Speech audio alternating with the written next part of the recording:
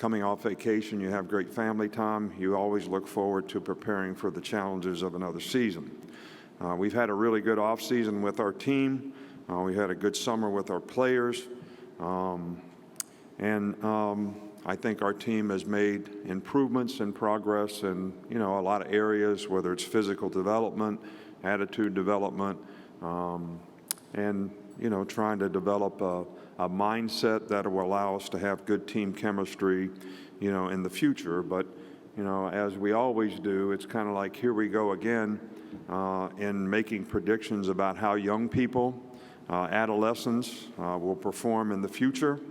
So that's why we play the games. That's why we have a season, so that we can sort of see how we grow and develop, and, how the team develops, all the things you need to develop on a team, the togetherness, the positive energy and attitude, the people being responsible for their own self-determination, the work, preparation, ability to overcome adversity, pride in performance that, make the team, allows the team to be able to play with the consistency you need to be successful for an entire season, especially in the SEC, which is a very challenging league. But I think it's also more difficult than ever to sort of predict, how your team is going to develop in all these areas, because we have more turnover, on rosters, in terms of how do you create a sense of object constancy, which we all strive for in our life, sense of belonging, sense of family, sense of consistency in what's coming next, and, what the challenges are, who I am, where I'm going, how I'm going to get there. And these things are all really critical factors in developing, creating an identity, personally, individually for players, as well as, for a team. And I think the more turnover you have, on your roster, probably the harder it is to predict, how those things actually happen. I think it's, also probably because of a lot of the changes that we have in college football as we move forward. It's also very, very important to stay focused on, what do you need to do to have a program that creates value for players and their future in terms of their personal development, their academic development, ability to develop a career off the field, which really prepares them for their future after football, and how can they develop a career, as a football player. So all these things contribute to how players can be more successful in life. And I still think, the focus needs to be on how do we continue to be able to have the kind of program that's going to help players develop, value for their future, which is why we all went to college, all of us, me included, all of you.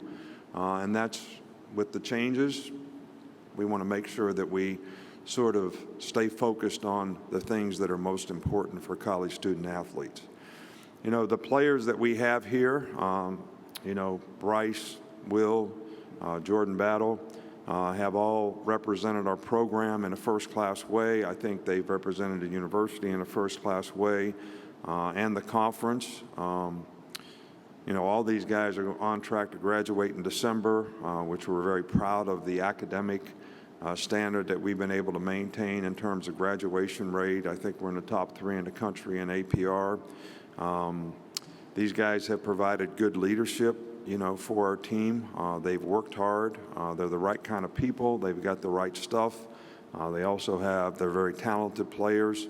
But the challenge is, are the players on our team all going to buy into the principles and values and the standards of the organization, which these guys have done a great job of demonstrating, so that we can create the kind of identity that will create the kind of consistency and performance that we need to have a successful team. So mindset is really, really important to that. Leadership, which these guys have done a great job of providing, is also very important to that. But it's also, how do the other people on the team sort of buy into the leadership that have been provided? And that's always a work in progress with new players in the organization, new players on the team. So we have challenges on our team. I mean, we had 7 players drafted, 2 first-round draft picks, and some very, very good players at wide receiver and other positions that, will be difficult to replace. I think we've had 113 players drafted in the last 14 years and 41 first-round draft picks. So very proud of the fact that we've done a good job of creating value for players at the next level. But it'll be a challenge for us to replace the skilled players lost. 2 great receivers on our team last year. We've got some significant challenges in replacing, some offensive line people, which, Bryce Young is a great player. He's a great leader. He's a great quarterback, obviously. But quarterback is also a position that may be one of the most difficult positions in all of sports to play if you're not surrounded by good people. So the challenge for us is to make sure that we do an outstanding job of developing the players around him so that we can continue to be a very productive offensive team. Defensively, I think we've got 7 starters back. But again, the biggest challenge is going to be, how do we replace the corners that we lost? Because, corner is probably the one position that puts the greatest restrictions on what you can do on defense. So that's going to be a significant challenge for us as well. I do think we have good specialists, so we should be good at special teams. I'm really pleased with the new special teams coordinator, Coleman Hutzler, that we have. He's done a good job. The players have bought into it, which is always important on special teams.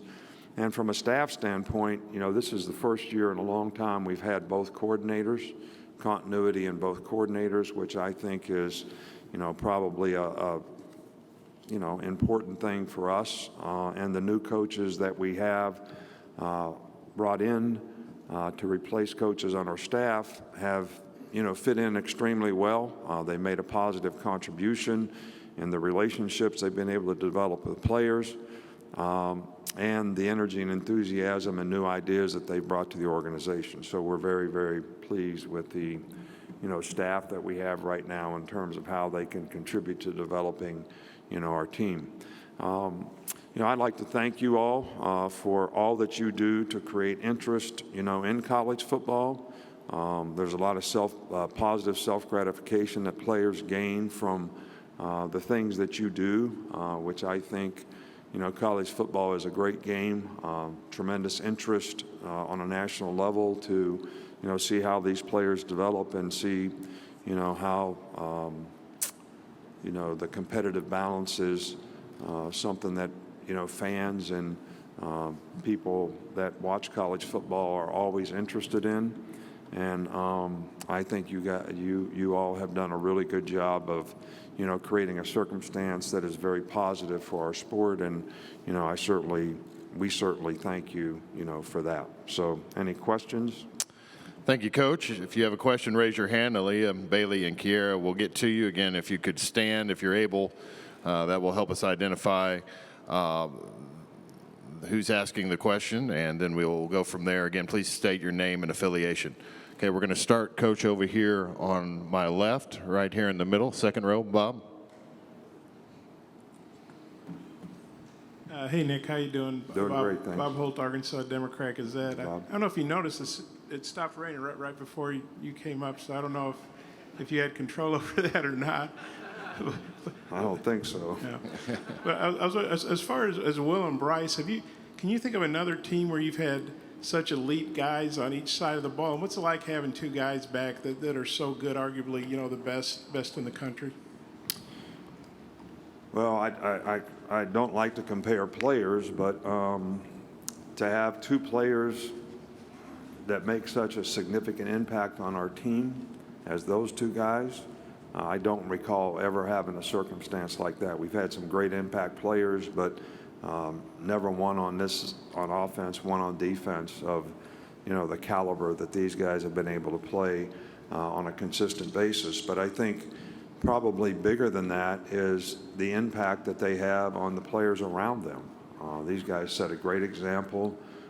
They're players that other people on our team can emulate in a positive way because of the example that they set. These guys are very serving to their teammates in terms of, they really do care about helping other people for their benefit. So these guys have not only been great players, they've contributed from a leadership standpoint probably as significantly as any leaders that we've had, and we've had some really good leaders in our program and our organization. So really excited about having these guys on our team. You couldn't ask for two better people I've always said that when the best players on your team are really good people with great attitude and great mindset, it's really helpful to develop in the kind of team chemistry that you need to have a successful team. Coach, we'll go over here on our right-hand side on the second row. You have a question? No? All right. Let's go back over here on the left side here, third row. Good morning, Coach Saban. Scotty from Offscript. There's been a seismic shift with HBCUs in their popularity, but you also have FBS programs playing them. LSU is playing Southern. You have Notre Dame stepping out and playing Tennessee State. Could we ever see an Alabama playing at Alabama State or an Alabama A&M down the line? And a second part to that is, how have FCS systems become feeders to Power 5 programs as well as the transfer portal? Yeah, well, I think that I certainly can see. We've tried to be very supportive. Ms. Terry's on the Board of Trustees at Stillman College, and I've always been an advocate of playing in-state schools because I think it sort of helps them, raise their level and their ability to compete, which obviously if you do that, you also contribute to how successful the players, in those organizations can be. So I would be very much in favor, of that. I do think that some of the really, really good players, I think it's going to work both ways. I think some of the really good players in that league are going to have opportunities to go other places, but I also think that there'll be some players that come back to that league that will also be able to enhance their value as players because of the opportunity that will be created for them by playing at that level. So all good things. Coach, we're going to go over on our right side alongside the aisle. Good morning, Coach. Ken Capps from Football Writers Association of America. There are going to be 4 student reporters from the Alabama Communications Department and 4 student reporters from the University of Texas Communications Department covering the game in Austin on September the 10th. These are brand new reporters covering this big of a game. What would be your advice and tips for them? First of all, I would say that there's nothing in my job description that would indicate that I'm qualified to answer that. But look, I think fair and honest always works. And I think it's a great opportunity for these young people to, be able to cover a game of significance. And Texas has a great program, and Sark's done a really good job there. And it's going to be a very challenging game for us. And I think that if these young folks can, report the facts as well as be fair and honest in their assessments of how things go, I think that's as much as anyone could ask from a professional standpoint. Coach, we'll go in the section right in front of you, about 4 rows back.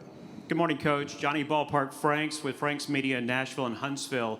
Before you arrived at Alabama, the program never had a Heisman Trophy winner. And with Bryce Young's win, now 4, most in the SEC, in terms of the winners and the finalists, what has that success meant as far as winning the award and how it translates to success with your program? Well, I think it kind of goes both ways. I think the success that the program has had probably lends itself to more attention that our players get. whether it's to make All-American or win national awards like the Outland Trophy or the Nagurski or, the Heisman or whatever it is. And because these guys all were great players and had great seasons on a very successful team that got a lot of national exposure and recognition, their performance was rewarded. Their positive performance was rewarded because they got a lot of exposure because of the success the team had. So, I think it kind of goes both ways in terms of, players being recognized. And we're always very grateful that, our players do get recognized in a positive way because I do think those things create value for them in their future, and that's obviously the goal. Okay, we're going to go right here in front of me, Lane, right in front, right behind you. There you go. Hey there, Coach Saban. This is Lane Higgins from the Wall Street Journal. I've noticed that when you were talking about the key, building blocks for a program, you mentioned personal development, academic development, and creating value for their football career, but you didn't mention NIL. And I know that that's something that you've, kind of weighed in on earlier this off-season, but, what is your view on how Alabama can, get involved in that space, just because it is changing dynamics in college football, whether you like them or not? Yeah, well, I don't dislike name, image, and likeness. I'm all for the players. I want players to do well. Our players did extremely well last year. They made over $3 million in name, image, and likeness. So I'm all for the players, being able to do as well as they can and use their name, image, and likeness to create value for themselves. And we have a great brand at Alabama, so players are certainly. Their value there is going to be enhanced because of the value that our brand can help them create. But, the thing that I have, sort of expressed, not concerns about, but there's got to be some uniformity in protocol of how name, image, and likeness is implemented. And I think there's probably a couple factors that are important in that. How does this impact competitive balance, in college athletics? And is there transparency to maintain fairness across the board in terms of college athletics? And how do we protect the players? Because there's more and more people that are trying to get between, the player and the money.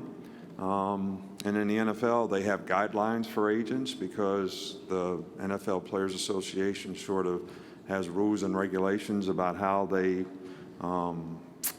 should, professionally, help the players. So that's, something that, we really want to make sure that our players are not being misguided in any way. And the biggest concern is, how does this impact and affect recruiting? Because on the recruiting trail right now, there's a lot of people using this as inducements to go to their school by making promises as to whether they may or may not be able to keep in terms of, what players are doing. And I think that, that is what can create a competitive balance issue between the haves and the have-nots. And we're one of the haves. So, don't think that what I'm saying is a concern that we have in Alabama because we're one of the haves. But everybody in college football cannot do these things relative to how they raise money in a collective or whatever and how they distribute money to players. Those are the concerns that I have in terms of, how do we place guidelines around this so that we can maintain a competitive balance. There's no competitive sport anywhere that doesn't have guidelines on how they maintain some kind of competitive balance. And I think that's important to college football. I think it's important to fans. That's why they have rules in the NFL where you have a salary cap, you have difficult schedule. If you have a successful season, you draft later. If you have a successful season, you draft early. If you have an unsuccessful season, and all these things are created so that there is competitive balance, which is great for the game and it's great for fans. So name, image, and likeness is not an issue for us at Alabama, and our players, I think, did better than anybody in the country last year. Okay, we have time for a couple more. We're going to go over here on the right side in the middle, Coach. Good afternoon, Coach. You're in the rare position of not only having a Heisman-winning quarterback, but having him return for another season. Can you talk about what kind of things you guys are coaching Bryce Young on the year after he won college football's highest award? And then in terms of offensive line, what kind of progress have you guys made this spring, a season after giving up a pretty high pressure rate on the quarterback? Yeah, well, I think that's one of the biggest challenges is the offensive line rebuild that we need to do. And I'm excited about the coach that we have at that position. You know, Coach Woodruff has done a really good job with the players and relationship building and fundamental progress. We do have some new players that may contribute to that weren't there in the spring. So that's something that we'll have to sort of assess, you know, in fall camp. And I think that, you know, one of the most important things for Bryce or any player who has success is to understand that, you know, success is not a continuum. You know, you have to continue to, success is momentary. So if you're going to continue to have success, you have to stay focused on the things that you need to do to improve, to prepare, to lead, to impact and affect other people around you. And, you know, Bryce has shown every indication that he's got a willingness to do all those things. He's a perfectionist in terms of what he wants to do and what he wants to accomplish. And, you know, so far I've been pleased with the way he's been able to maintain the mindset that you need to do to continue to improve and, you know, make progress as a player. We have time for two more. We're going to start over here on our right, Coach, second row, Glenn. Hey, Coach. Do you see the SEC having 18 or 20 teams in the next few years? How do you think that would look? Would that mean a 10-game league schedule, maybe? I have no idea.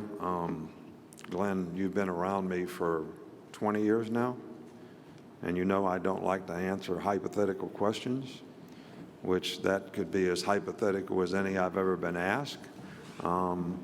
I do think there is some tendency to, as current events sort of indicate, that mega conferences, you know, may be something in the future. It's not my job or my role to understand the dynamics of what's in the best interest of college football, the SEC, other conferences in terms of how they expand. But this has always been something that has happened. I know one thing for sure is we have a great league. We've made two really positive additions to our league that are going to come online in a few years. I think there's a lot of underlying dynamics from a business standpoint that could impact and affect, you know, how this happens, if it does happen in the future. But for right now, you know, we have 14 teams in our league for the next couple of years, and we have some really, really good teams in our league. It's a very competitive league. You got to be on task each and every week that you play, and, you know, that's kind of what we're trying to stay focused on. But, you know, that question's probably a better question for Greg Sankey or conference commissioners who maybe are looking at, you know, what's in the best interest of their league in the future. And I'm sure they would say, you know, maybe yes and maybe no, because who knows what those circumstances may have an impact and effect in a positive way on each and every league and on college football in general. But I do think if we move toward the mega conference, again, that whole thing about competitive balance is going to be in question. And look, I'm not here to say we should have it or we shouldn't have it, but if we have two 20-team leagues, how's that going to impact all the people that are not in those leagues?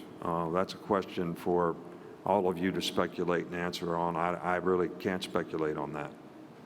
Okay, we'll take one final question right in front of me, Coach. 3 rows. Kirk? Yeah. Kirk Bowles from the Austin American-Statesman. Nick, I don't know if it was a down year for you since you didn't win the national championship, but you also lost a couple games to former assistants, which you never do. When you self-scout, did you see anything in common that teams might use as a blueprint to try to beat Alabama, other than build one of the greatest defenses ever? Well, I think that, first of all the coaches who have had opportunities to go on and be head coaches in Division I, I'm very proud of. I think, they all did a outstanding job for us. They all had goals and aspirations that motivated them to do an outstanding job because they wanted to be head coaches. And I'm happy for them and their family that they got that opportunity. Sooner or later, these people that get these opportunities would get in situations where they had a chance to have nationally recognized, nationally powerful, whatever you want to call it, top-ranked teams. Like Georgia was last year, like Texas will be, I'm sure, very soon with Sark being the head coach there, and the staff that he has and the job that they're doing. So this is not something that is surprising to me. A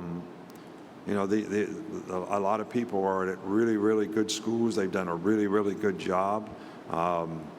They've used, their own personal imprint to maybe take a few things that they learned that we do that helped us be successful, along with their imprint of what they want to do so that they can have successful programs. So this is not a surprise to me. It was, sort of expected, actually. And I'm happy to see each and every one of those guys do extremely well. Not extremely well against Alabama, but extremely well. So I'm kind of proud of the fact that there are some of our coaches who have got some of the most successful programs in the country. Coach, thank you for your time this morning. All right, good. Thank you all again. I appreciate what you do for college football and all of our players and the self-gratification that you provide for them. So thank you very much.